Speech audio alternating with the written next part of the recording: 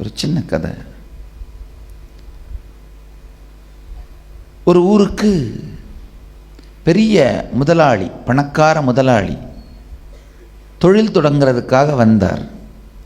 வந்த உடனே ஊரில் இருந்த மக்கள் எல்லாம் ரொம்ப சந்தோஷப்பட்டாங்க.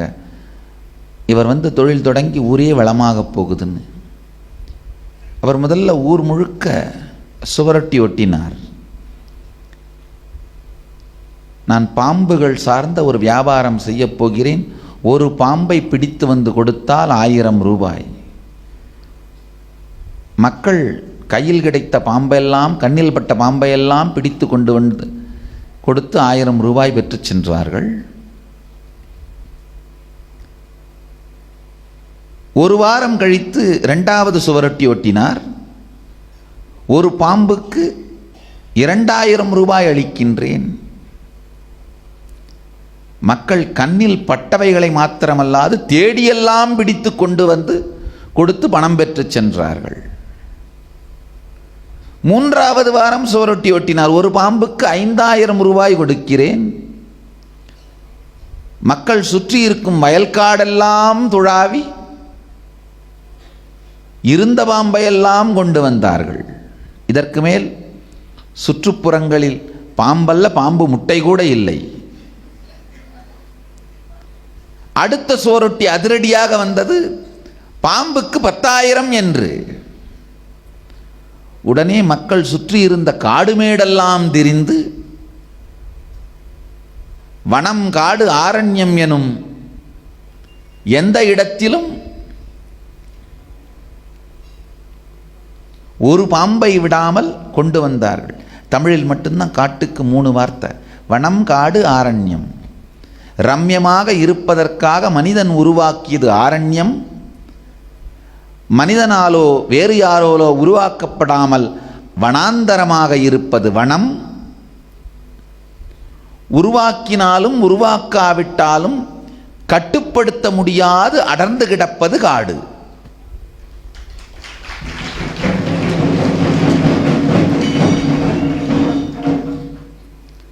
சுற்றி இருக்கும் மனம், காடு, ஆரண்யமெல்லாம் மக்கள் சுற்றி இருந்த பாம்பை எல்லாம் கொண்டு வந்து கொடுத்தார்கள். அடுத்து வந்தது அதிரடி அறிவிப்பு: பாம்புக்கு 50,000.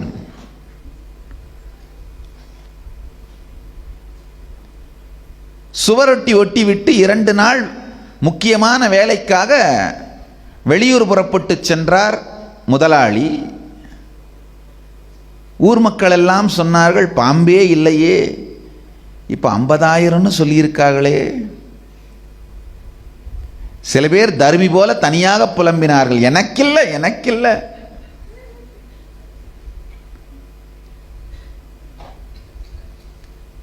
அங்கிருந்த ஒரு வேலைக்காரன் ஊரில் இருந்து சில மனிதர்களை அழைத்து, கவலையே படாதீங்க, என் முதலாளி திரும்பி வர்றதுக்குன்னு 2 நாள் ஆகும்.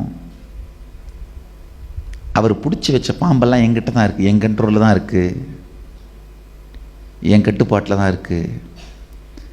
25,000 ரூபான்னு சொல்லி ஒரு பாம்பு நான் உங்களுக்கு கொடுத்துட்றேன், வேணுன்றவங்களாம் எடுத்துகிட்டு போங்க. நாளைக்கு காலையில் அவர் திரும்பி வந்தப்புறம், 2 நாள் அவர் வந்தப்புறம் வந்து கொடுத்து 50,000 வாங்கிக்கோங்க. 50,000 வாங்கின பிறகு கமிஷனாக எனக்கு ஒரு 10,000 ரூபா கொடுத்துருங்க.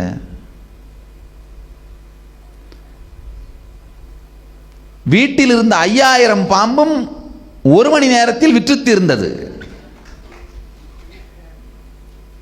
மறுநாளில் இருந்து வேலையாள் முதலாளி இருவரையும் காணோம். ஊர் மக்கள் சொந்த ஊர் பாம்பை 2,000க்கு விற்று 25,000க்கு வாங்கியதுதான் மிச்சம். இதுதான் பணம், இதுதான் ஷேர் மார்க்கெட், இதுதான் ஷேர் மார்க்கெட்.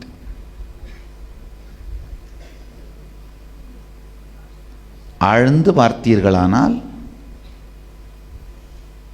இதுதான் வால் ஸ்ட்ரீட், இதுதான் ஷேர் மார்க்கெட்.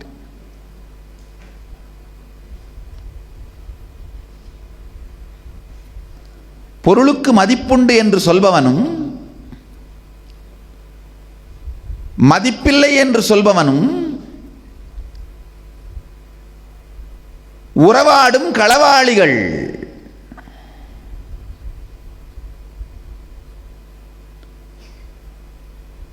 அவர்கள் உறவாடும் களவாணிகள் என்று சந்தேகப்படாத வரை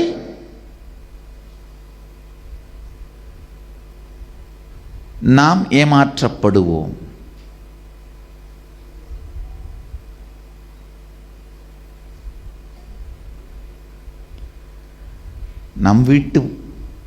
நம் ஊர் பாம்பை பிடித்து நாமே கொண்டு போய் 2000க்கு விற்று 1000க்கும் 2000க்கும் விற்று அந்த பாம்பை 25,000 கொடுத்து வாங்கி நம் வீட்டில் வைத்து கொண்டிருக்கும் வேலையை நம்மை செய்ய வைப்பவர்கள்தான் வால் ஸ்ட்ரீட், பங்குச்சந்தை. பங்குச்சந்தை தன்னுடைய பங்களிப்பு எதுவுமே இல்லாமல் சந்தையை உருவாக்கி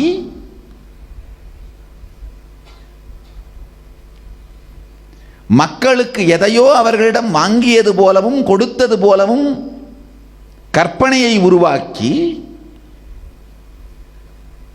அவர்கள் வாங்கியது கொடுத்தது இரண்டிற்கும் கற்பனையான மதிப்பையும் காட்டி பிறகு கற்பனை மதிப்பிற்கு வரியும் கூட்டி கடைசியில் விழித்து பார்க்கும் பொழுது கற்பனை பூஜ்ஜியங்கள் கரைந்து போய் நிற்கும். அதற்கு நாம் நம்மையே குறை சொல்லிக் கொள்வோம்.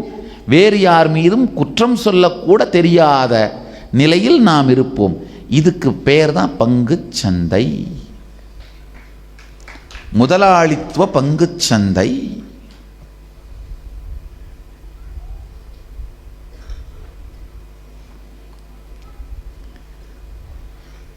$25,000 கொடுத்து 5,000 பாம்பையும் வாங்கினவெல்லாம் வேகமாக வெளியில் சொல்லாமல் உட்காந்துறாங்க. ஏன்னா இப்போ இது திருடனுக்கு தேள் கொட்டின மாதிரி.